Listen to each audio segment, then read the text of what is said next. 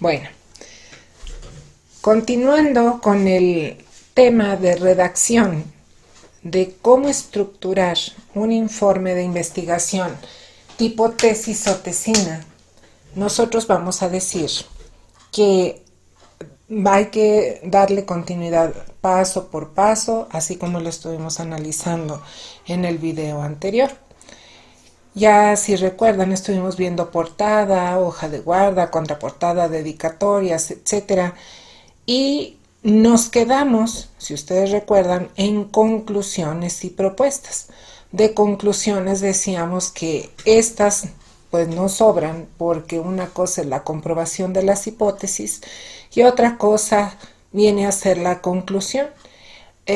Antes se usaba que había una conclusión general de todo el trabajo. Sin embargo, ahora la moda metodológica es que nosotros pongamos una conclusión por cada capítulo y entonces hay que enumerarlos, ¿sí? Y ahora son párrafos que no van a exceder los 5 o 6 renglones, entonces no es algo muy laborioso. Ahora, de las propuestas habíamos señalado que no hay que desaprovechar la oportunidad que nos brinda el haber elaborado una investigación jurídica como para haber conocido el tema de tal manera que nos diéramos cuenta cuál es la posible solución que estamos proponiendo para su erradicación o por lo menos tratar de combatir cierto problema.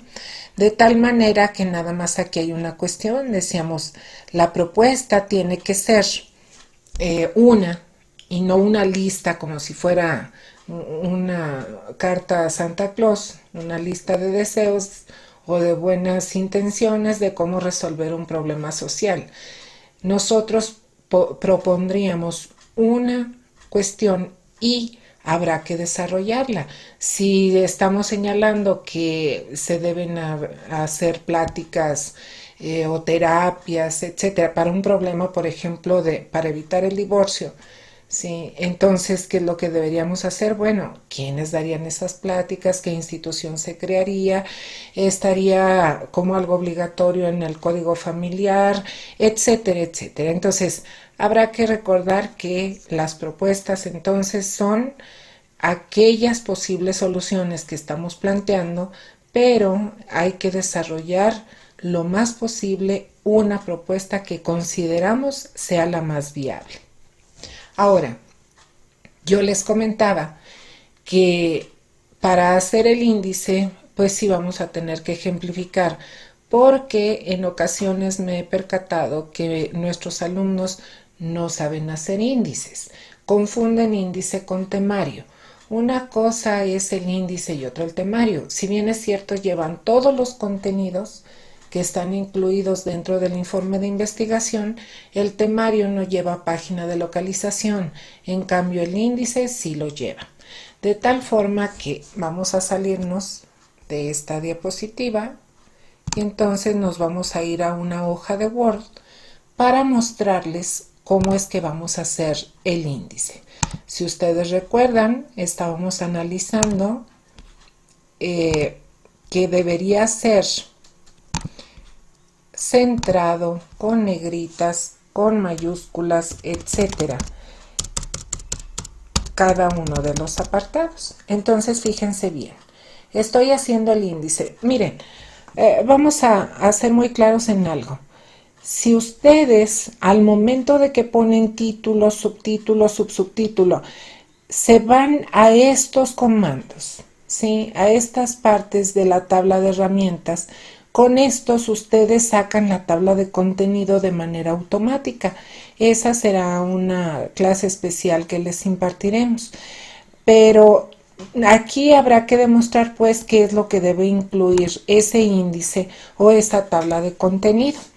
Entonces, fíjense bien, vamos a decir esto. Resulta que nosotros debemos ubicar la página de localización de cada uno de los apartados. De tal manera que diremos, ¿qué es lo primero que debe aparecer en el índice? Si ustedes recuerdan, la primera parte era la portada. Esa por obviedad no lleva nada de número de páginas ni mucho menos. Luego viene la hoja de guarda, que es una hoja en blanco. Esa hoja en blanco pues tampoco lleva número de página, pero ya cuenta como página. De tal forma que, si bien es cierto, ya empezaremos a enumerar las páginas a partir de ese apartado, pues entonces nosotros debemos tener claro lo siguiente. No viene en el índice, ¿sí? Ni la contraportada. Pero si ustedes recuerdan, decíamos, vienen las dedicatorias. A partir de estas sí las vamos a ubicar en el índice. Y si ustedes me dijeran, bueno, pero no nos gustaría poner dedicatorias, yo les dije, lo que sí deben poner es agradecimientos. Entonces, nos vamos al número de página y aquí habrá que hacer una aclaración. ¿Cuál va a ser esa aclaración? ¿A partir de cuál página se comienza a enumerar? Decíamos, bueno, pues es a partir de la hoja de guarda. Sin embargo, allí no va a aparecer el número de páginas. La hoja de guarda sería la número 1, la contraportada la número 2 y los agradecimientos por obviedad sería la número 3. Sin embargo, no vamos a poner 3 arábigo, vamos a poner 3 romano. ¿De acuerdo? Porque los números arábigos comenzarán a aparecer a partir de introducción. De tal forma que hasta allí serían los números romanos. Luego, sigue otro apartado que es necesario que aparezca en su índice y esta es la introducción. Decíamos, a partir de la introducción sí vamos a requerir ya anotar el número de páginas, pero con números arábigos. Y es a partir de esta numeración que yo contaré las 60 cuartillas que les estoy pidiendo para que sea el 60 mínimo de cuartillas para que sea una tesina. De tal manera que es a partir de introducción que nosotros pondríamos esa numeración, porque luego se me emocionan y dicen que en agradecimientos van a poner 3 hojas de agradecimiento, 5 hojas de dedicatorias para empezar a cumplir con el total de 60 cuartillas y no. Entonces vamos a hacer esto. A partir de introducción comenzaremos a contar las 60 cuartillas. ¿Qué más debe ir en el índice? Debe ir pues en el estricto orden que pusimos los elementos. Justificación. Ponemos el número de página, ¿de acuerdo?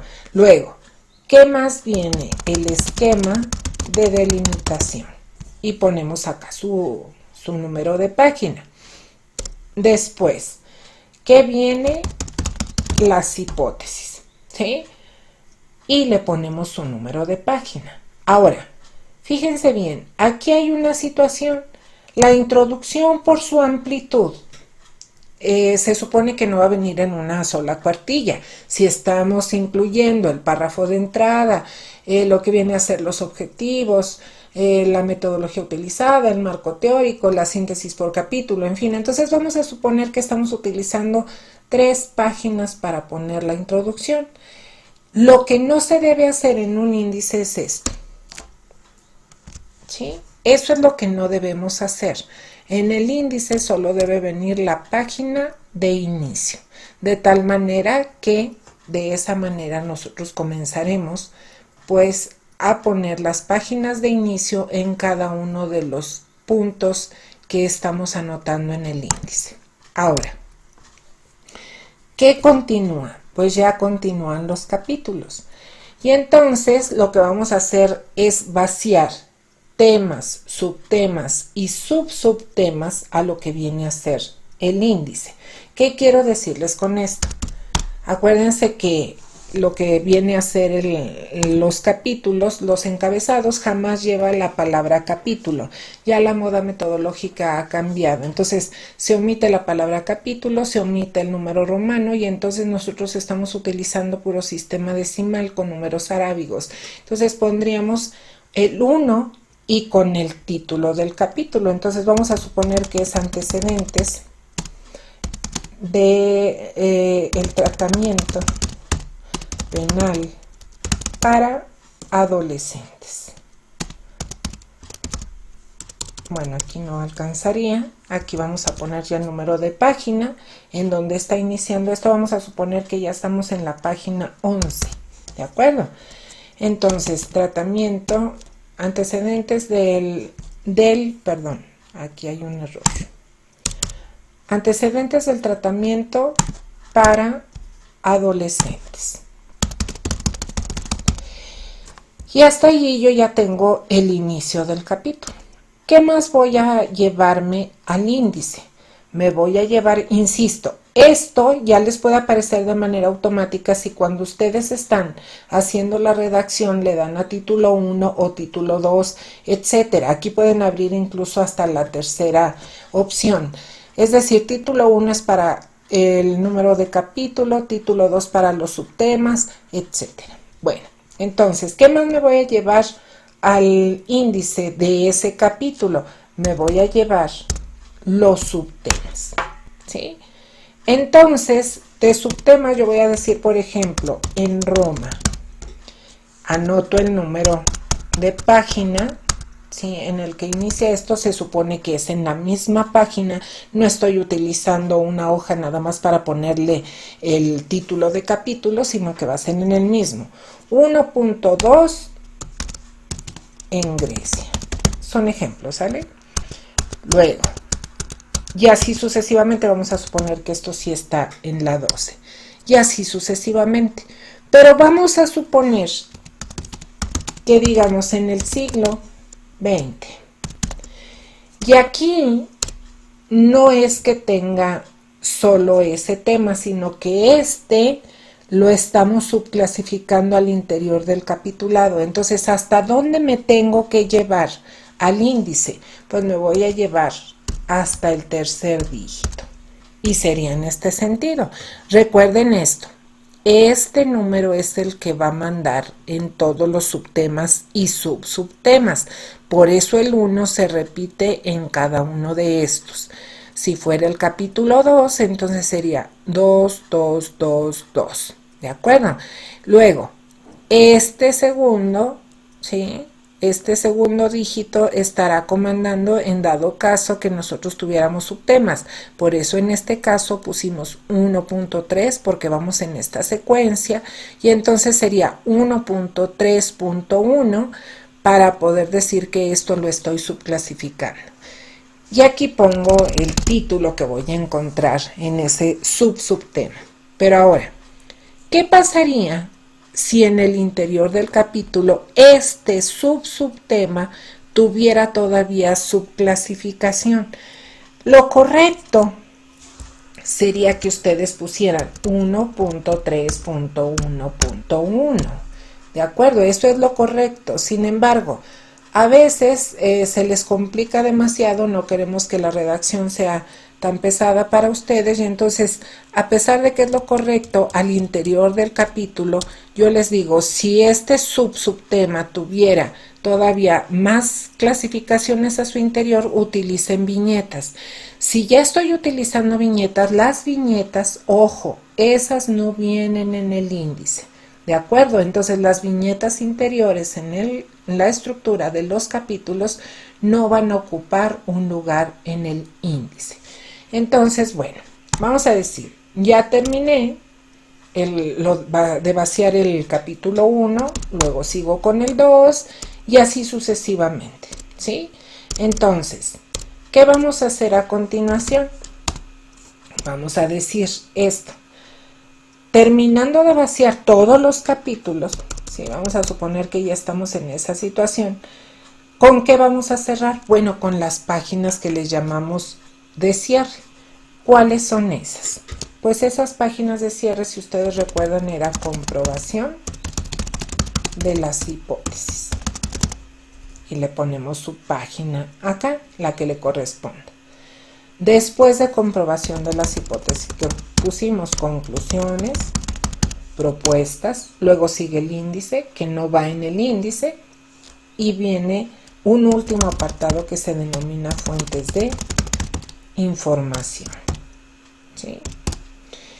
Con esto estaríamos cerrando. Y es aquí donde ya aproximadamente, bueno, no voy a decir que va a ser algo tan exacto, pero vamos a decir, bueno, quedó en la página 72 las fuentes de información, ¿sí? ¿Qué es lo que pudiéramos agregar en una tesis o tesina? Fíjense que hay algo que se llama anexos o apéndices. No es lo mismo un anexo que un apéndice. El anexo tiene razón de ser sí y solo sí. En el capitulado estamos diciendo ver anexo tal. ¿Qué podemos poner en anexos? Podemos poner información adicional que ustedes desean que el lector les puede ampliar su conocimiento respecto de un tema. Es decir, a lo mejor estoy manejando una serie de estadísticas que me parecieron sumamente importantes, pero que no necesariamente están así como que relacionadas con la investigación. Pero me interesaría que el lector si estuviera con ese conocimiento, entonces lo que hago es vaciarlo en anexos. Puede ser anexo 1, anexo 2, en fin. Puedo vaciar incluso hasta fotografías, puedo vaciar imágenes, etcétera. Todo aquello que en su momento no lo puse porque a lo mejor estaba distrayendo al lector. Pero ahora, ¿qué son los apéndices? ¿Sí? El apéndice o va a anexo o va a apéndice. Y el apéndice es como el apéndice en el ser humano, si está o no está, como que lo mismo da. El apéndice es algo que nunca remití al lector del contenido hacia el final, ¿sí? Nunca lo estuve remitiendo. De tal manera que nosotros vamos a decir esto. Yo nada más se me ocurrió poner información adicional. Bueno, entonces en vez de titularle anexos, le pongo apéndices. Desde mi punto de vista funcionan mejor los anexos, pero aquí yo debo hacer una aclaración, porque luego se emocionan. Ya cuando veo que tengo la estructura de la tesina y entonces dicen, qué barbaridad, nos quedó en la página 48. Es decir, no se cumplió la expectativa de las 60 cuartillas. Y entonces ustedes se comienzan a preocupar. Miren, yo quisiera decirles una cosa, preferible es que lo dejen hasta el número de cuartillas que hayan obtenido, ¿sí? A que después, a lo desesperado, se metan a internet, seleccionen, corten, peguen y metan información que no incluyeron en su momento en las fichas de trabajo. De tal manera que sean muy cuidadosos con eso, porque luego también la otra tentación sería, bueno, no cumplimos con las 60 cuartillas, vamos a poner anexos, pero sí de todo. Yo les voy a decir algo, yo cuento las cuartillas hasta fuentes de información, no cuento a partir de anexos, ¿de acuerdo? Entonces, no me vayan a poner anexos como para rellenar y dar las 60 cuartillas solicitadas, no. Preferible es que se queden en el número que hayan obtenido y hasta ahí, ¿de acuerdo? Entonces, esas eran las aclaraciones que íbamos a hacer respecto de cómo se elabora un índice. Bueno, nos regresamos a lo que viene a ser el desarrollo de los elementos de la redacción. Y entonces encontramos el último apartado del que ya hablábamos en este momento, las fuentes de información. Estas fuentes de información es todos los documentos de los cuales echamos mano para obtener la información relativa a mi tema de investigación. En este caso, vamos a decir lo siguiente. Ya ven que ustedes tuvieron que modificar su listado en el proyecto de investigación. Lo tuvieron que modificar porque ya estuvo cerrada la Casa de la Cultura Jurídica, etcétera. Entonces tuvieron que sustituirlo por mucho de lo que estaba en internet, esperando que hayan elegido solo fuentes confiables. Pero también hay una realidad. Todo lo de los documentos jurídicos, la obligación era bajarlos directamente de la página de la Suprema Corte de Justicia de la Nación. Entonces, ¿qué es lo que voy a hacer? Miren, a pesar de que pusieron notas a pie de página en donde correspondían cuando transcribían una cita textual, en fin, a pesar de eso tenemos que poner un apartado en donde nosotros le demos el crédito a todas las fuentes de información que fueron utilizadas. ¿Cómo lo voy a presentar en el informe de investigación? Bueno, después de índice centrado con mayúsculas y negritas, anoto fuentes de información. Las fuentes de información son el producto del vaciado de las fichas de identificación. Entonces, tenemos que utilizar las fichas de identificación para estar trabajando y aquí en este apartado. Si bien es cierto, los criterios para organizar las fichas de identificación eran alfabéticamente atendiendo al apellido paterno del autor, tenemos que hacer otra subclasificación adicional. Es decir, ¿qué fue lo que utilizamos como fuentes de información? Pues libros, revistas, periódicos, constitución, código, ley, tratado internacional, jurisprudencia, etcétera. Entonces, ¿qué es lo que voy a hacer? Tengo que subcatalogar en este apartado. Jerárquicamente debo empezar siempre por bibliografía. Entonces, anoto bibliografía y luego empiezo el vaciado de las fichas de identificación, pero aquí es donde se va a observar el orden alfabético. Entonces vamos a suponer que es Ambriz, Armando, y luego ya ponemos el título, etcétera. Todos los datos de la ficha de identificación deben ir seguidos, divididos por comas, etcétera. Termino de vaciar esa fuente de información y continúa la numeración. Aquí es donde nosotros vamos a darnos cuenta, ¿sí?, si ustedes estuvieron utilizando por lo menos el número de fuentes de información solicitado. Y entonces en este caso diremos lo siguiente: después de que vaciamos todas las fuentes de información de libros, diccionarios, enciclopedias, etcétera, aquí, pues entonces vamos a poner el siguiente subapartado. Vamos a suponer que utilizaron periódicos y revistas especializadas. A eso, ¿cómo se le llama? Hemerografía. Y aquí también debo observar el estricto orden alfabético atendiendo al primer dato de la ficha hemerográfica. Pero entonces aquí la cuestión sería, o la pregunta siempre es, ¿y tenemos que empezar una nueva numeración? No, porque yo necesito ver aquí el total de las fuentes de información utilizadas. Vamos a suponer que este fue el 1 y solo tenía un libro, que por lo regular pues no es así. Y entonces aquí voy a empezar con 2, 3, 4 y vamos a vaciar todos los elementos, ¿sí?, que estamos requiriendo. Bueno, después de hemerografía, si ustedes tuvieran audios, videos, iconografía, etcétera, bueno, entonces aquí ustedes lo anotarán. Pero si ya no tenemos de este tipo de documentos generales, sino que ya nos vamos a los documentos jurídicos, bueno, entonces efectivamente así es como lo vamos a denominar, documentos jurídicos. ¿Y qué vamos a meter aquí? Pues la Constitución, el código correspondiente o la ley utilizada o leyes utilizadas.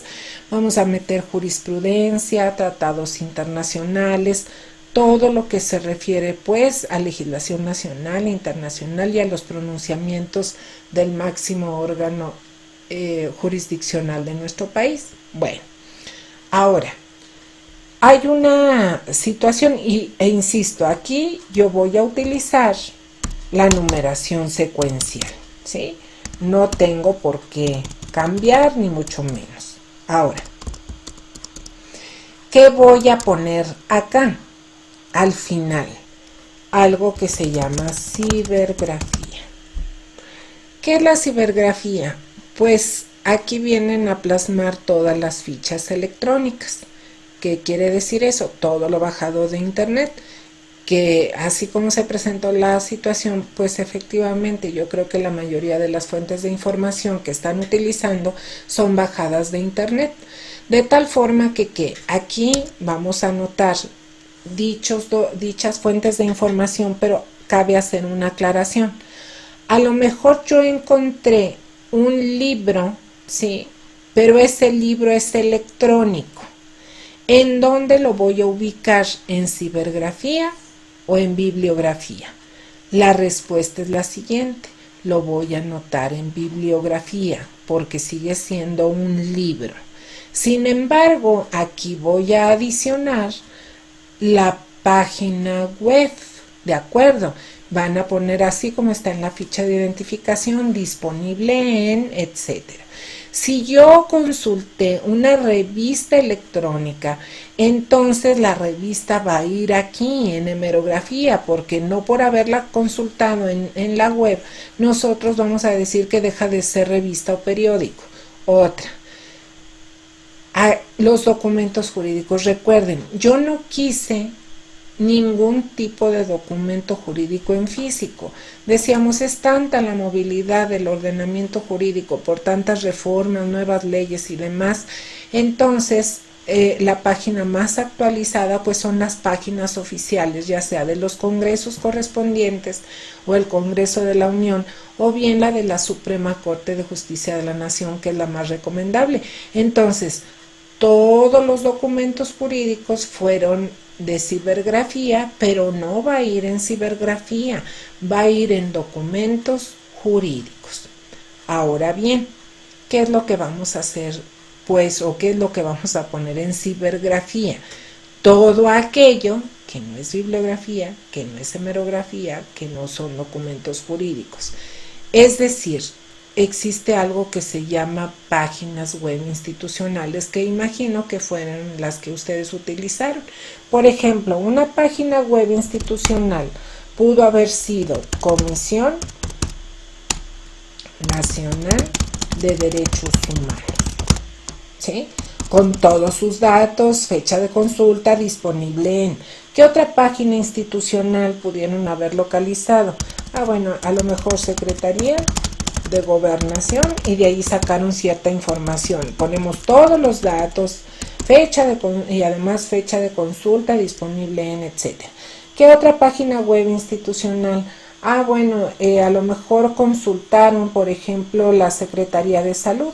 Entonces vamos a poner Secretaría de Salud. Acuérdense que en estos casos no hay un autor como persona física, sino que este es un autor institucional. Y en este caso pues se comienza como si este fuera un autor como persona física, pero no. Recuerden, sí debemos poner de dónde sacamos principalmente la información, quién es el que se hace responsable de la información que nosotros estamos vaciando, porque aquí fue donde la encontramos. Entonces, así es como ustedes van a hacer el apartado de fuentes de información. Bueno, pues con esto hemos dado por concluida ese apartado relativo a los datos que debe llevar una redacción tipo tesis o tesina. Ahora vamos a ver cuáles son las recomendaciones para redactar. Fíjense que la redacción, decíamos, es lo más complicado. ¿Por qué? Porque nosotros podemos transmitir nuestro mensaje de una manera muy clara, de manera verbal, pero no para todos se nos facilita escribir nuestras ideas, de tal manera que algunas de las recomendaciones para redactar, y también lo decíamos en el otro video, obviamente es de que empiecen a redactar. Si no empiezan a redactar y si nada más están cortando y copiando, pues eso no les va a permitir desarrollar esta habilidad. Para aprender a redactar se va a tener que realizar esa actividad, ¿sí? Si quiero aprender a redactar, debo redactar.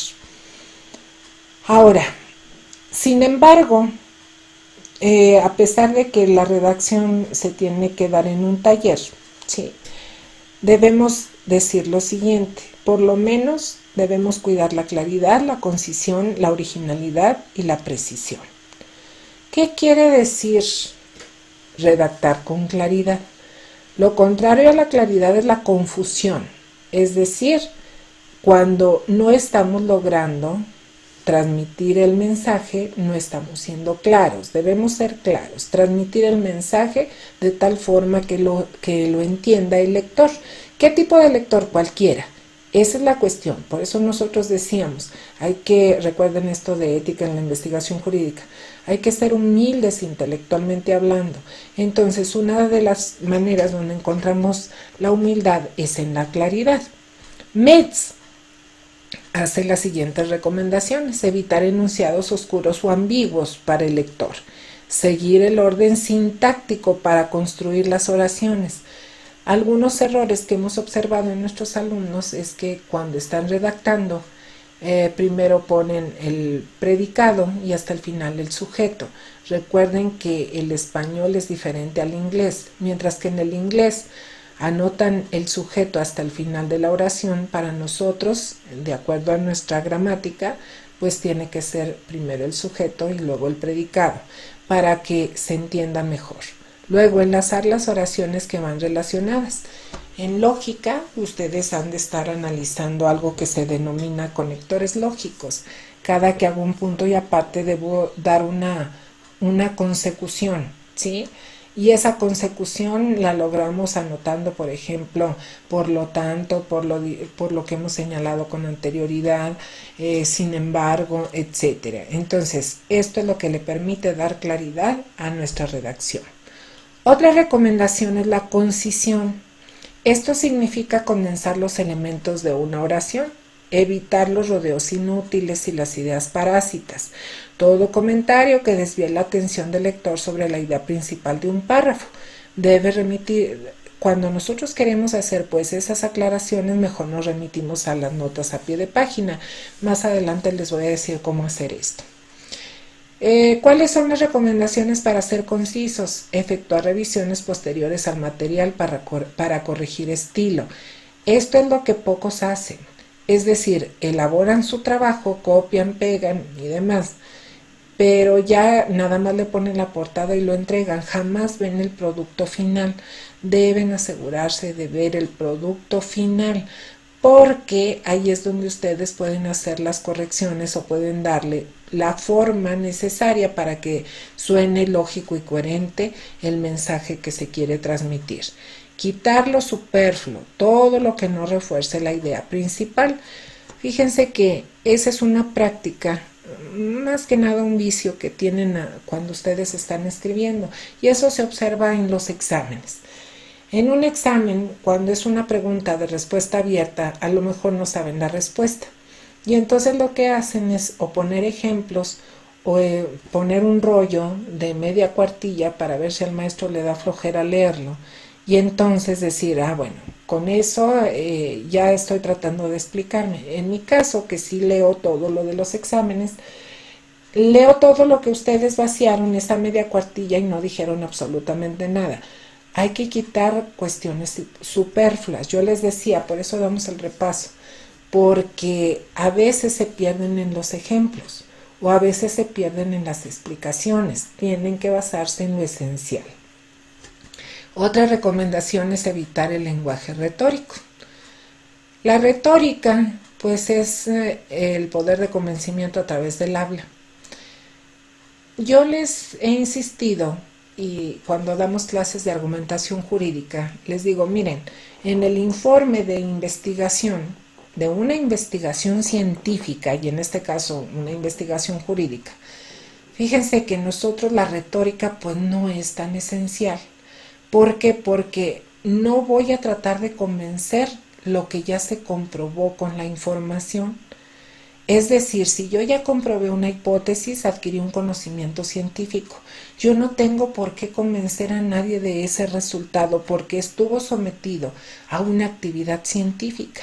Entonces, la retórica es como que tratar de convencerlo de una u otra forma, dándole argumentos para ver si está convencido del resultado. Yo les decía, no, yo ya lo comprobé y entonces más bien es ser muy objetivo y plasmar los resultados. Si están de acuerdo o no, pues es que eso ya no depende ni del investigador ni del lector, porque ahí están los resultados comprobados. Sin embargo, en alguna ocasión un alumno de argumentación jurídica me señalaba, dice, bueno, pero por ejemplo para el trabajo del perito, dice, pues allí es un trabajo científico. La retórica, ¿cómo se manifestaría en dado caso? Le digo, bueno, En dado caso, a veces cuando se trabaja científicamente hay teorías contrarias, ¿sí? Que refutan una teoría anterior y así sucesivamente. Entonces, a lo mejor hay 3 teorías para poder analizar o resolver un problema X, de tal forma que la retórica sería, en dado caso, tratar de convencer de por qué fue mejor haber utilizado una teoría y no la otra. Entonces, más o menos en ese sentido va. Emplear oraciones construidas de manera directa y reducir al mínimo los giros bruscos. A veces estamos hablando de una cosa, cambiamos a otro tema y entonces lo que estoy haciendo es perder al lector. Aligerar la lectura con el empleo de sinónimos para evitar repeticiones. Otra recomendación es la originalidad. Esta parte viene a ser medular y a pesar de que estamos explicando muy poco, nosotros vamos a decir lo siguiente. Cuando tú eres original, quiere decir que aplicaste la reflexión, el análisis, la síntesis, en fin. Pero un trabajo deja de ser original cuando tú nada más transcribes. Si tú utilizas puras citas textuales, y era lo que yo les comentaba, yo no quiero que se excedan en citas textuales en la investigación jurídica, sino ese trabajo, ¿sí? Es un trabajo ocioso. Es algo donde no aplicar el pensamiento crítico, de tal manera que la originalidad es cuando no nada más me dediqué a copiar y pegar. La originalidad es cuando nosotros estábamos realizando principalmente, ¿sí? Una reflexión, una crítica, etcétera. Entonces hay que evitar las frases hechas, evitarse también tecnicismos. Decíamos esto, a lo mejor pues nuestros lectores sería un grupo muy reducido, el destinatario, porque a lo mejor solo serían quienes estudiaran la licenciatura en Derecho o fueran licenciados en Derecho. Evitar abreviaturas o siglas individuales, no necesariamente, ¿de acuerdo? La originalidad, más que esto, es lo que les acabo de decir. Tenemos que evitar esto de copiar y pegar y entonces incluir más nuestras reflexiones. Hay otra recomendación que es la precisión. La precisión busca evitar el mal uso de sinónimos, adjetivos, adverbios, pronombres, vicios en la redacción. El uso de adjetivos en el informe de investigación le resta objetividad. Si yo digo es que esta teoría es muy buena, el decir bueno es subjetivo. En dado caso se sustituye por algo más objetivo que se diga más adecuado. Pero también a veces le restamos precisión cuando decimos barbarismos, cuando utilizamos pleonasmos. Por ejemplo, esto, no sé si se fijan en el ejemplo, y eso lo vemos mucho en las tiras informativas de los periódicos. Tiran cadáver muerto ya fallecido de un difunto, ¿sí?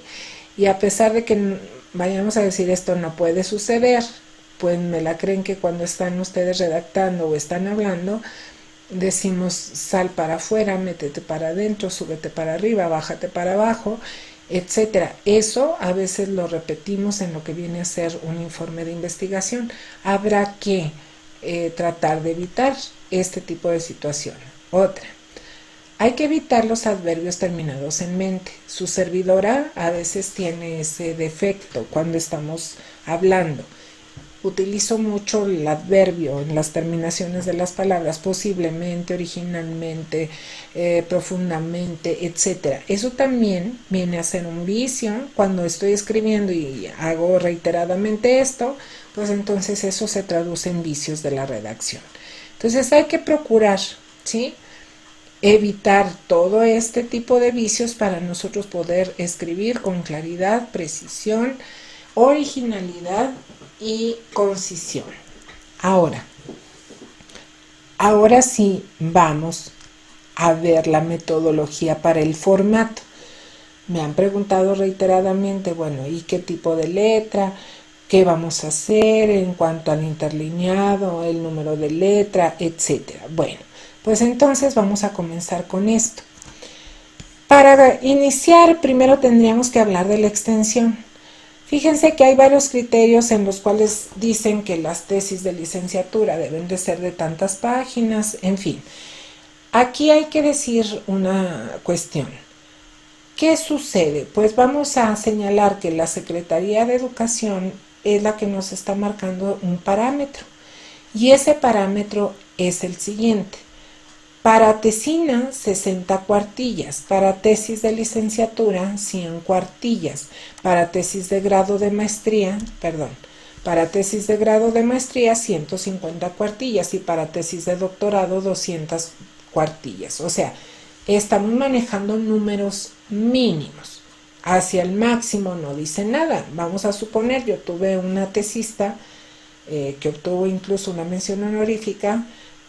Su tesis de licenciatura fue de 280 y tantas cuartillas. Entonces, aquí no hay límite, ¿de acuerdo? Nada más el límite es al inferior. Entonces, lo mínimo que ustedes deben tener son este número de cuartillas dependiendo del trabajo de tesis y para qué grado se está presentando. Ahora, extensión de los capítulos. Fíjense que aquí nosotros tenemos esta situación. Obviamente no les voy a pedir que cada capítulo sea de 20 cuartillas a fuerza o 15 cuartillas a fuerza. No se trata de eso, pero también es irregular que encontremos un capítulo con 3 cuartillas y otro capítulo con 40 cuartillas. A eso se le llama desarmonización de los contenidos. ¿Qué es lo que debemos hacer? Pues nosotros lo que debemos hacer es tratar de cuidar esta situación y por lo tanto que queden más o menos armónicos. ¿Qué quiere decir? Que si voy a estar como mínimo en cada capítulo de 15 cuartillas, bueno, que sea entre 15 y 20. Si lo mínimo que salió en 1 o 2 capítulos es 20, bueno, entonces que todos giraran entre 20 y 25, así sucesivamente. Entonces, lo que debemos hacer es pues tratar de cuidar esa armonización de contenidos, pero no es con una exactitud total. Tipo de letra, aquí pongan atención, vamos a trabajar con Arial 12 o 13 o Times 12 o 13, excepto la portada, que obviamente el número de letra es mayor, y en las notas a pie de página cuyo número de letra es 10, pero no se preocupen porque la máquina lo da de facto. En ese momento, cuando ella misma baja el calce de la hoja para anotar la fuente de información, bueno, entonces ahí no hay ningún problema. La misma computadora, el mismo Word te da el número 10, ¿de acuerdo? Ahora, en cuanto a los márgenes, ¿qué es un margen? El margen, pues es lo que tenemos estos espacios, ¿sí? Tanto izquierdo, derecho, arriba, abajo de una hoja, ¿sí? Son estos espacios donde no estamos anotando letras. ¿Con qué finalidad? Bueno, pues con la finalidad de que esté lo mejor presentado.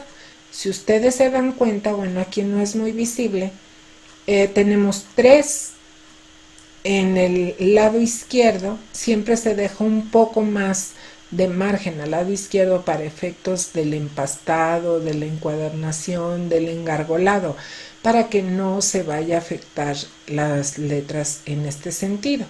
En este caso, aquí dice 2, no es 2, es 2.5.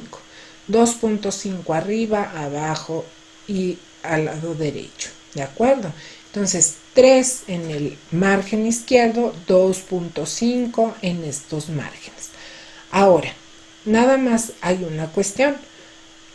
Resulta que cuando estamos trabajando con estos márgenes, a veces los márgenes los vamos a hacer más al interior cuando se trate de citas textuales. Eso lo vamos a ver más adelante, ¿de acuerdo? Ahora, interlineado. ¿Qué es el interlineado? El interlineado es el espacio entre renglón y renglón. La máquina te da así de entrada en Word un interlineado de 1.15, pues nosotros tenemos que hacer un interlineado de 1.5. ¿Cómo se hace eso? Yo creo que todos lo saben hacer. Nos vamos a nuestra hoja de Word. Entonces, vamos a ver, por ejemplo, en este texto, ¿sí? Para saber que número de interlineado tiene, nos vamos aquí, este es el 1.15 que es el que tiene actualmente, nosotros vamos a trabajar en 1.5. Si ustedes se fijaron, lo que hicimos fue seleccionar todo el texto y entonces le damos en este espacio, ¿sí?, para poner el interlineado de 1.5. Hay otra cosa, esto ya es como que de metodología, o sea, de cada uno de los que nos encargamos de este rubro, de la metodología de la investigación. Cada uno tiene su estilo. Hay quienes dicen que de este lado, si ustedes se fijan, está parejo, o sea, está justificado el formato, pero en muchos de los textos en este lado nosotros vemos esto, ¿sí?, de que no está justificado. Hay metodólogos que dicen que eso es lo correcto. Desde mi punto de vista se ve muy feo, o sea, está muy mal presentado. Entonces, ¿qué es lo que debemos hacer? Justificar el formato. ¿Cómo lo justifico? Pues selecciono todo el texto y entonces me voy a justificar. Obviamente aquí no se observa eso porque no han llegado hasta este margen, pero quedará parejo de este lado y de este lado, ¿sí? Regresamos. En cuanto a lo que viene a ser la sangría no es igual que el margen. La sangría es esto. Miren, hace muchos años todos los documentos empezaban con sangría cada uno de los párrafos. ¿Qué quiere decir? Le doy al tabulador, ¿sí?, y empieza el texto dejando un espacio del margen normal al inicio del párrafo, ¿de acuerdo? Entonces, la sangría venía a ser esto. Sin embargo, a partir de que se está utilizando la computadora, pues ahora ya hay diferente tipo de párrafo, que el párrafo francés, en fin. ¿Qué es lo que vamos a hacer? Les voy a decir algo. Miren, si van a sangrar, así se dice, si van a sangrar, o sea, van a poner sangría al inicio de cada párrafo, sangren todos los párrafos. Pero lo que se está usando ahorita es que no se sangre ninguno de los inicios de párrafo. Yo lo único que quiero es, cualquiera de los dos métodos que vayan a utilizar será el correcto, pero no me gusta lo que hace, por ejemplo, el formato APA. Solo está sangrando el primer párrafo y ya todos los demás párrafos los hace sin sangrar. Eso es lo que no se me hace muy adecuado. Si voy a sangrar un párrafo, entonces vamos a sangrar todos los párrafos. Si no voy a sangrar ningún párrafo, pues que así se vea, pero que no se vea esa mezcla de que algunos sí lo sangran, algunos no lo sangran, ¿de acuerdo? Luego, vamos ahora con otro punto que es muy importante, títulos y subtítulos. Si ustedes se fijan aquí en el ejemplo, era lo que yo les decía. Aquí yo no estoy anticipando la palabra capítulo y no le estoy poniendo el número romano. ¿Qué es lo que estoy haciendo? Estoy centrando, ¿sí? Los títulos de capítulo van a ir al centro, van a ir con mayúsculas y van a ir con negritas. Pero los subtemas, ¿sí?, los vamos a alinear a la izquierda. Los subtemas los vamos a alinear a la izquierda. Vamos a poner negritas, pero no voy a poner mayúsculas en todas las letras. Aquí solo se siguen las reglas de la gramática, ¿verdad?, y de la ortografía. Después de un punto, la primera siempre será mayúscula. Pero de ahí en adelante, si ustedes se fijan, el título sí va todas con mayúsculas, los subtemas no. ¿De acuerdo? Entonces, todos van a ir con negritas, pero el título va todas con mayúsculas ya al centro y los subtemas y subtemas irán alineados a la izquierda con negritas, pero no todas con mayúsculas, solo la primera.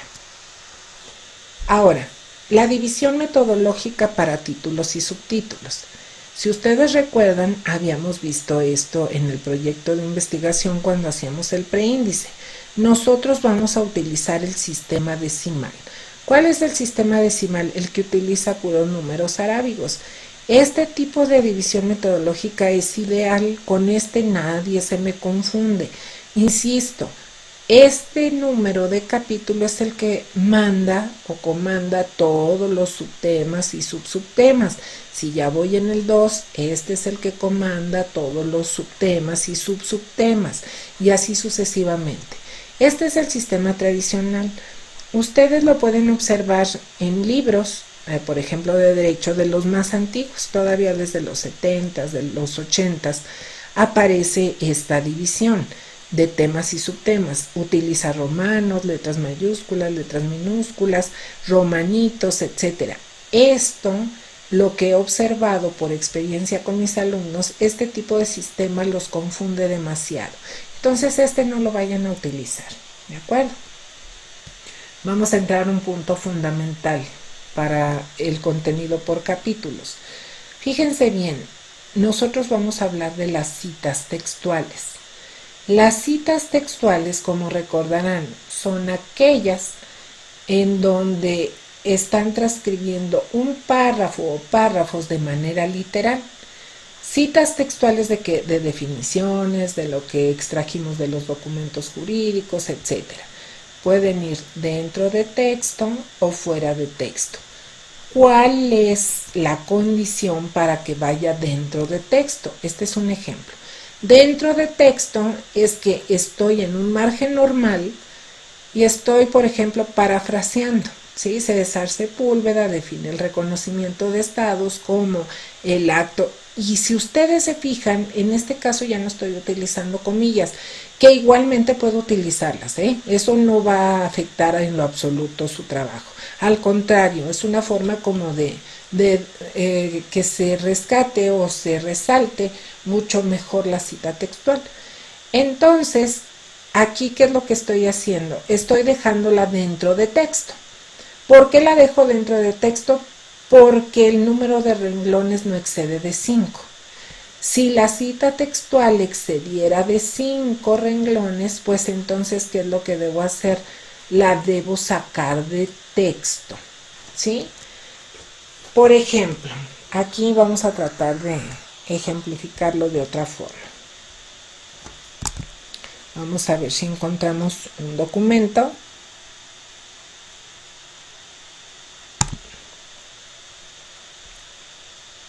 A ver, vamos a esperar a que abra. Miren, vamos a ir a lo que viene a ser. No, este no es un documento de redacción. Permítanme un momento, ¿sí? Este sí es.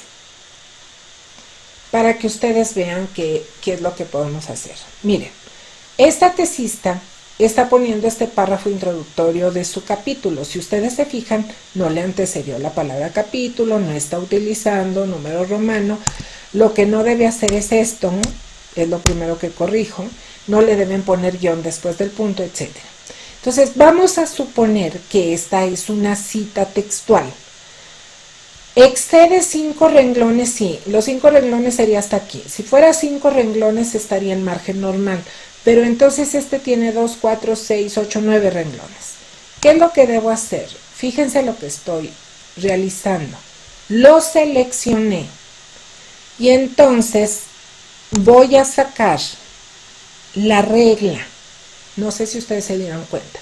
Lo seleccioné, me voy a vista, le tecleo donde dice regla y me salió la regla para ver los márgenes. Y esa ya se va a quedar allí permanente. ¿De acuerdo? Luego, después de que lo seleccioné, yo debo ponerlo, como excede los 5 renglones, debo ponerlo más al centro de ambos lados. ¿De acuerdo? ¿Para qué? Para que sea fácil de resaltar que esto es una cita textual y está fuera de texto porque excedió los 5 renglones. Luego, ¿qué más le voy a hacer a la cita textual? Vamos a suponer, la voy a poner en negritas y la voy a poner en cursivas, ¿sí? Incluso decía, le puedo poner las comillas. Y eso nada tiene que ver. ¿Sí? O sea, no está mal que le pongan las comillas. Voy a aprovechar este momento para decirles lo siguiente. Bueno, en este caso, pues, recapitulando, si fuera de 5 renglones la cita textual, pues se queda en el margen normal, ¿sí? Pero vamos a suponer que a partir de aquí fuera cita textual, lo único que hago, como no excede los 5 renglones, la resalto, ¿de acuerdo? Pero la dejé dentro del margen normal y dentro del párrafo. Lo saco del margen normal, ojo, conste que no le di acción central. Miren, les explico esto. Le di justificar, ¿de acuerdo? Y me lo traje con la regla ya seleccionado, pero no le di acción central. Si le diera acción central se ve así de horrible, ¿sí? Así no lo quiero. Lo quiero justificar, ¿de acuerdo? Entonces, así es como voy a vaciar lo de las fichas en mi trabajo de investigación, ¿sí? Pero, ¿cuándo estará dentro de margen? Cuando la cita textual no excede de los 5 renglones, y cuando excede de los 5 renglones lo saco de párrafo y lo pongo en márgenes especiales. ¿Qué margen le debo dar aquí? No se preocupen de eso, o sea, no hay una regla que diga tiene que estar en el 2, en el 13, etcétera, no, pero que sí sea uniforme en todos los casos. Otra, cada capítulo debe llevar el mismo formato. Si yo decidí hacerlo con negritas y cursivas, todas las citas textuales, independientemente de que estén fuera de párrafo o dentro de párrafo, van a ir igual, ¿de acuerdo? Bueno, ahora me regreso a la presentación. Les decía, vamos a aprovechar esto para señalar lo siguiente. Nada más como recordatorio, ¿de qué dijimos que vamos a encontrar citas textuales? De definiciones, frases célebres, clasificaciones en dado caso y lo extraído de documentos jurídicos. Pero hay que poner referencias. ¿A qué nos estamos de qué estamos hablando? Las referencias es darle el crédito a las fuentes de información. Hasta este momento, y ustedes lo pueden ver perfecto en su computadora, en donde dice referencias, pues viene una gran gama de metodologías para dar crédito a las fuentes de información. Entonces está el sistema APA, que ahorita lo llevan y lo traen, en todos lados quieren usar APA, y que yo les decía que para derecho no es muy recomendable porque no reúne todos los requerimientos que nosotros tenemos respecto de los documentos jurídicos, y además que el formato se me hace muy feo, pero decíamos, eso es lo de hoy. Pero hay otro que es el que me convence mucho, que es el sistema Chicago. Hay otro que se utiliza mucho para revistas científicas en el área de las ciencias naturales, que es el ISO, y así sucesivamente, el Harvard, etc. ¿Por qué debemos referenciar a la fuente de información? Porque con eso estamos evitando el plagio, ¿de acuerdo? Y entonces, ¿cómo le vamos a hacer? Nosotros vamos a utilizar el sistema de la llamada nota a pie de página. ¿Qué viene a hacer eso? Vamos a ejemplificar en el documento en el que estábamos trabajando. Fíjense bien. Esto que dije que era una cita textual, termino la cita textual y entonces me voy, fíjense a dónde, a referencias. Dejé el cursor aquí. Aquí termina la cita textual. Me voy a referencias y entonces le doy en donde dice insertar nota al pie. ¿De acuerdo? Aquí es donde les digo que están todas las opciones, ¿sí?, de sistemas de referencias. El que nosotros estamos utilizando es muy parecido al Chicago, pero tenemos una dificultad de que solo aparecen los paréntesis al lado y demás. Entonces nosotros vamos a seguir con el sistema que estamos utilizando de acuerdo al manual del libro. Por lo tanto, vuelvo a repetir, voy a darle crédito a la fuente de información para evitar el plagio y decir que esto que transcribí no lo dije yo, sino que está en una fuente de información. Me dejo el cursor aquí, me voy a referencias, me voy a insertar nota al pie y le doy clic. Vean lo que pasó. Este número no se hace manualmente. Este número, la misma máquina lo hizo con la orden que le di. Me fui a referencias, insertar nota al pie. No se vayan a insertar, En insertar todas las notas al pie serían las mismas.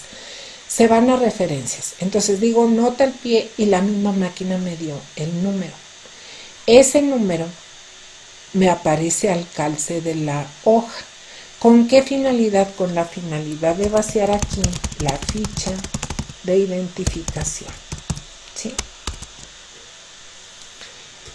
Vamos a suponer que efectivamente aquí está mi segunda cita textual. Fíjense lo maravilloso de este programa. Me vuelvo a ir a referencias, le doy insertar nota al pie y sin necesidad de decirle que es la 2, la misma máquina me lo enumera secuencialmente. Me pone la 2 y es para poner, ¿sí?, la fuente de información de donde yo saqué esto. Ahora bien, ¿cómo debo poner esto al calce? Yo les dije, vacíen la ficha de identificación, sí, pero hay algo que se denomina locuciones latinas. Sí. Hay muchas locuciones latinas, como ustedes no se imaginan, pero nosotros vamos a utilizar las 3 más usuales, que es el idem, el ibidem y el opera citato, ¿sí? El opsit u opsit, que significa obra citada. ¿Qué significa idem? Exactamente igual a la inmediata anterior. ¿Qué significa ibidem? Exactamente igual a la inmediata anterior, excepto la página. ¿Qué significa opera citato? Obra citada con anterioridad más la página. Vamos a decir lo siguiente. Vámonos al ejemplo.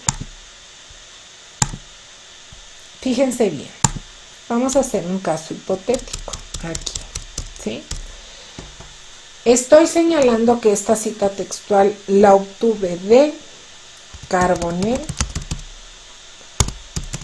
Miguel. El libro se llama Sistema Penal Acusatorio. Es de Editorial Porrúa. Es la segunda edición.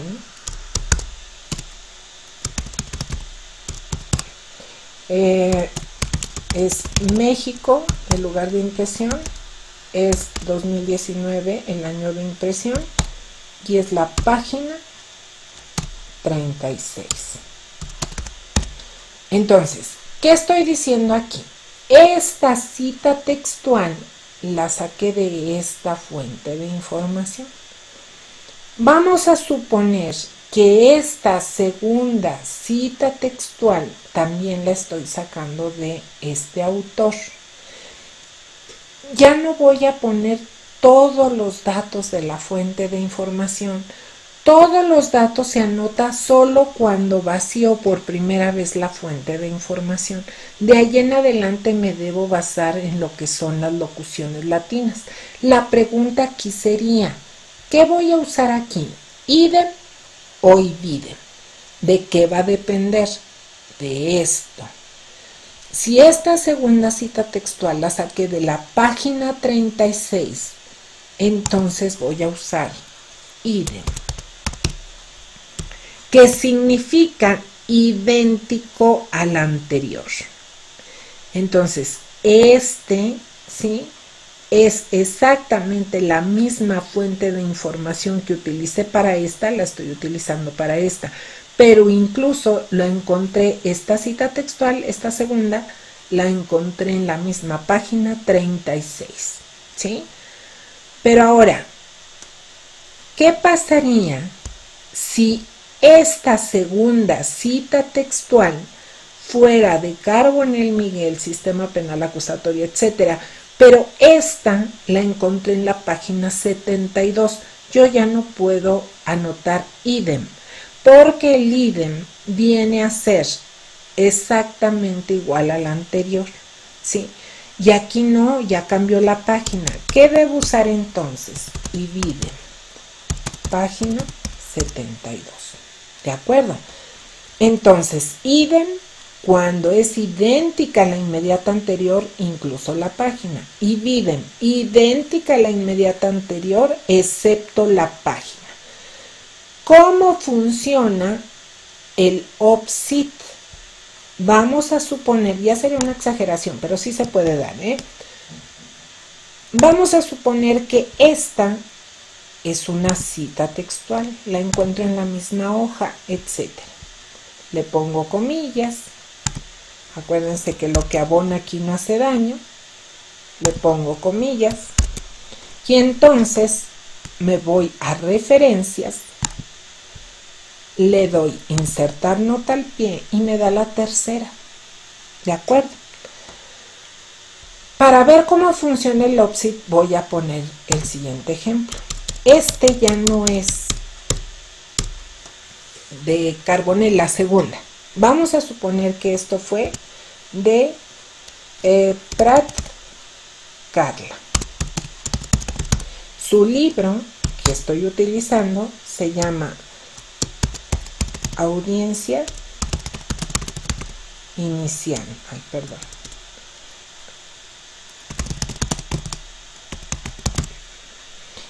Es de Editorial Porrúa también, es de México 2020, es de la página tal, el ISBN, etcétera. O sea, me faltan datos aquí, ahorita nada más para hacerlo rápidamente. Entonces, la página 49. Fíjense bien, el OPSIT, ¿cómo funciona? Esta primera es de Carbonell, esta segunda es de Carla Prat, esta tercera es de Carbonell. No puedo poner idem, porque idem es exactamente igual a la inmediata anterior. La inmediata anterior es de Carla Prat. No puedo poner ibidem, porque ibidem significa exactamente igual a la anterior, excepto la página, pero la anterior no es de Carbonell, es de Prat. ¿Qué debo anotar? Debo anotar OPSIT, que significa obra citada. Pero, no sé si se han dado cuenta o han tenido esa experiencia como lectores, a veces en los libros nada más aparece OPSIT, página tal, ¿sí? Página 37, y resulta que ya llevo varias fuentes citadas, entonces no sé OPSIT de cuál. Entonces, ¿qué tengo que hacer? Antes del OPSIT, ponerle el primer dato. Carbonell Miguel, OPSIT, página 37. ¿De acuerdo? Entonces, esto funciona independientemente que ya vaya en la siguiente cuartilla, etcétera. Haré idem, ibidem, no hay problema de eso. ¿De acuerdo? Entonces, por ejemplo, ella está citando Constitución Política de los Estados Unidos, Código Nacional de Procedimientos Penales. En dado caso que se intercale u obstruya alguna de estas, la secuencia, entonces utilizaré OPSIT. Aquí la idea es que el idem e ibidem se utiliza cuando son consecutivas de la misma fuente de información. Entonces, así es como se va a referenciar. La manera de estar referenciando es darle crédito a los autores de donde estoy extrayendo esto y entonces evitar el plagio. Pero hay otra aclaración. Fíjense que yo no voy a usar solo las referencias para citas textuales. ¿Qué quiero decir con eso? Miren, es que en ocasiones, vamos a suponer, ella pone como subtema, fíjense cómo está enumerando ella. Ella ya ha corregido su trabajo, ya lo tiene con la metodología solicitada. Entonces dice que va a hablar de la etapa inicial del procedimiento penal, del proceso penal. Entonces la primera etapa se divide en investigación. Vamos a suponer que este párrafo es una síntesis, no es su comentario, porque ella, en realidad este es el comentario de ella, ¿sí? Pero vamos a suponer que es una síntesis y luego ya trae una cita textual, etcétera. Aquí ya cuando se vacía, acuérdense, ya no se pone la palabra síntesis, pero la síntesis no es mi comentario personal. La síntesis es haber obtenido lo más relevante de lo que dijo un autor. También se puede poner aquí el número para evitar el plagio. ¿Por qué quiero evitar el plagio? Porque esta síntesis no es lo que digo yo, esta síntesis me basé en lo que dijo otra persona, pero ya con mis propias palabras le di forma, ¿de acuerdo? No lo pasé tal cual como en la cita textual, no, aquí yo le estoy dando con mis propias palabras, estoy rescatando lo más importante, por lo tanto es una síntesis. Y entonces aparece el número aquí nada más para decir de dónde saqué esto sin haber sido cita textual. De tal manera que también sobre la síntesis se ponen referencias.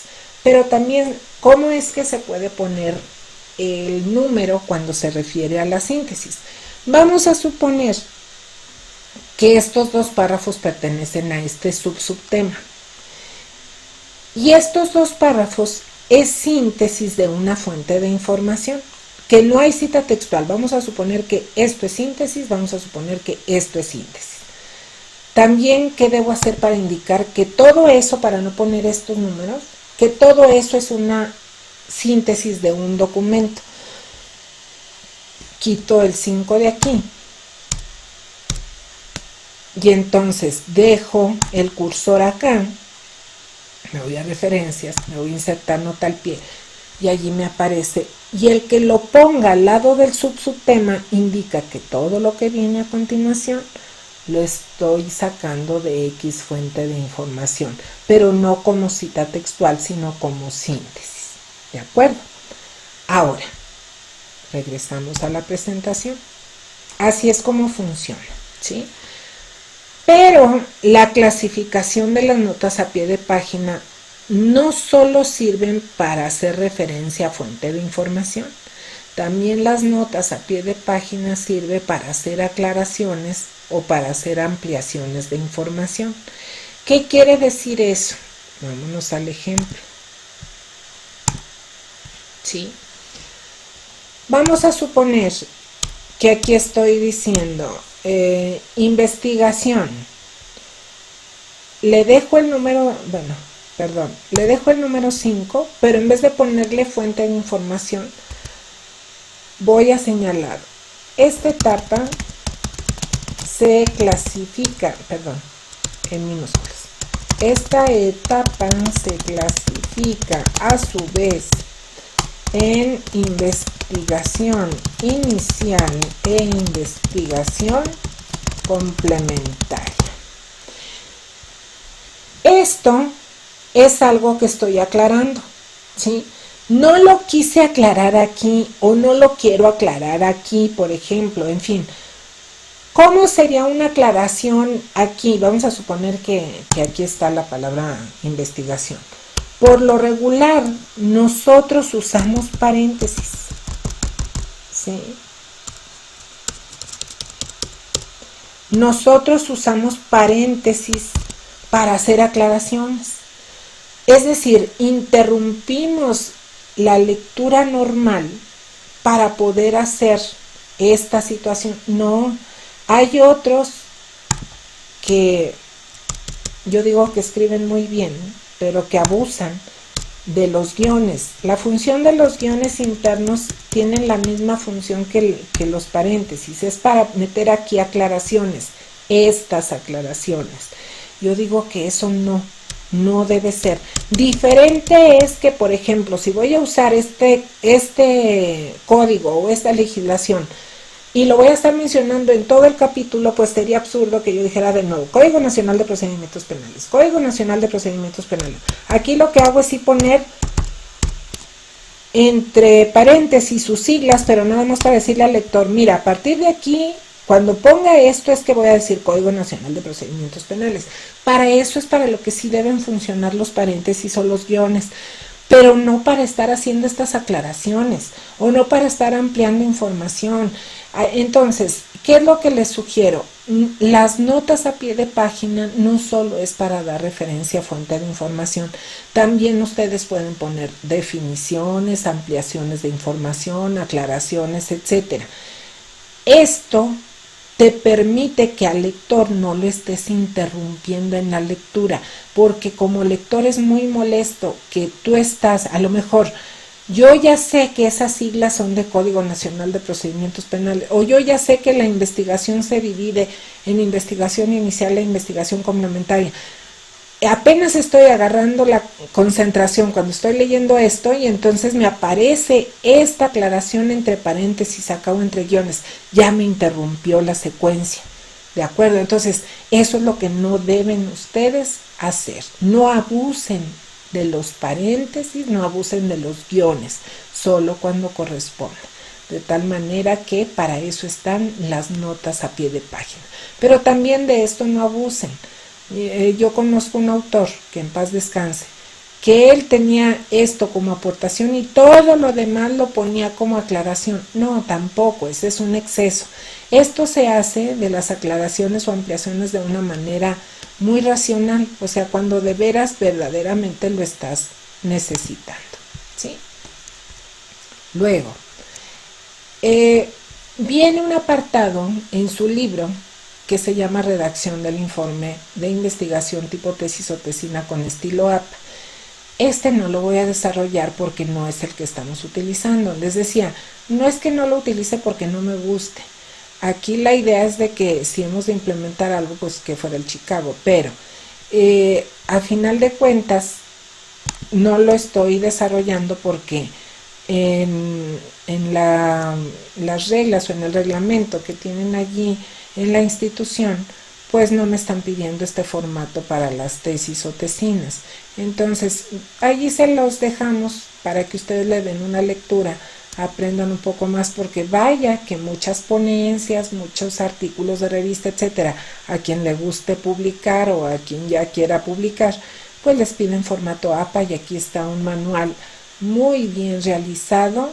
Eso lo hizo 100% también Alejandro, ya ven que tiene la gran colaboración en este documento, y entonces aquí viene todo esto que les está ayudando a hacer una tesis o tesina, pero utilizando el sistema APA, tanto para referencias como para formato.